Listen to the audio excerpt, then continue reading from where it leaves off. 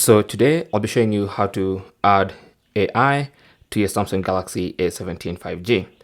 Now, unfortunately, this phone does not come with Galaxy AI, but you can still have AI using Gemini. So if you go to the Google Play Store and then just search for Gemini,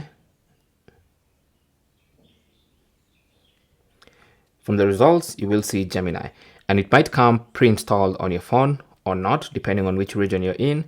If it's installed, make sure you update, and if it's not installed, you can go ahead and simply install the app. So once installed,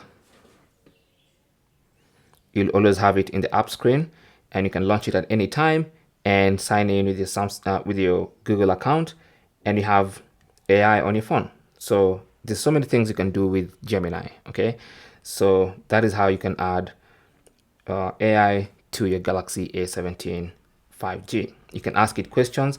For instance, if I just come here and go to the plus symbol and open up my camera, I can snap that image like that, attach, and ask Gemini. Gemini, what is that?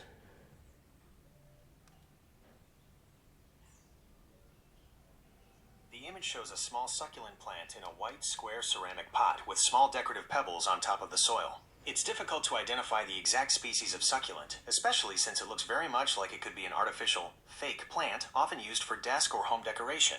If it were a real plant based on the thick, pointed, fleshy leaves arranged in a rosette, it might be a type of Echeveria, Haworthia, or another similar genus of succulent. So there you go. So you have AI on your Galaxy A17. It might not be as good or have as many features as Galaxy AI, but you have AI and it works. And thanks for watching and good luck.